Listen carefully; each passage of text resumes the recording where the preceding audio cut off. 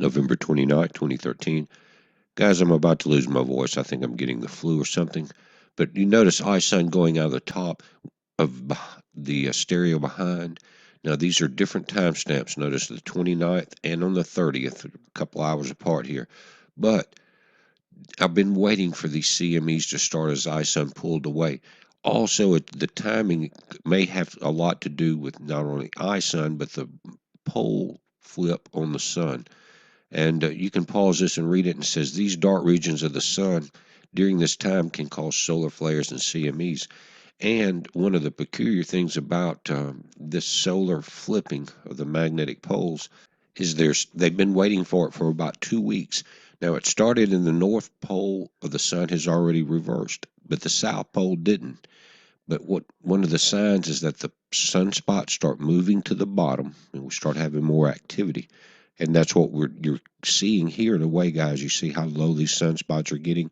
And on November 15th, they announced should be about 2 weeks away. Again, here you see that they're getting closer. Now we're looking at Earth-facing images, and we've had an increase in the solar sunspot summary today, and I'll show you that. But pause this and read it if I don't read it all, guys. But it tells you a little bit about the polarity reversal with the sun's magnetic field. Because it talks about that the polarity reversal builds up over time. A sunspot spreads out, causing the sun's magnetic field to migrate from the equator of the star to one of the sun's poles. As this change occurs, magnetic field reduces to zero and then comes back with the opposite polarity. And you can read about that in the magnetic sheet, guys. It's interesting. But it happens every 11 years, so it's not like an Earth-ending event. But it does ripple through, and it can cause grid problems from these CMEs. And this is a wider view from LASCO C3. But the images have advanced from this time. The movies are not coming in still on LASCO. You can get them some, but it seems like the whole site's locked up. But the images, like this one, comes in ahead of the movies you see, so that you can see the flare has advanced further out.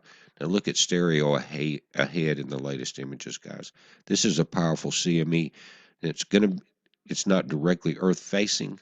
It is pulling off from the right side of the sun and downward.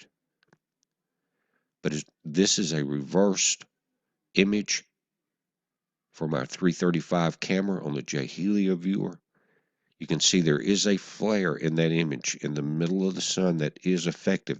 That is not picking up on that CME chart.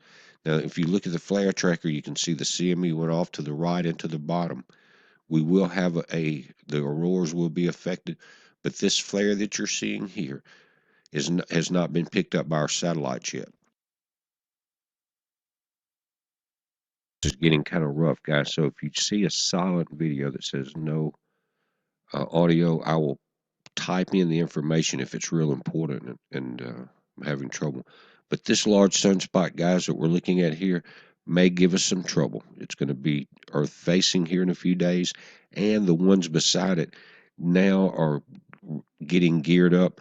What's happened, you see 1910 and 1907 there. They're next to each other. They have alpha, beta, gamma between them. All they have to do is join that region there, and we have Earth-facing capabilities. But down in the bottom left, the 1909 is that large area. 1908 is also turning Earth-facing.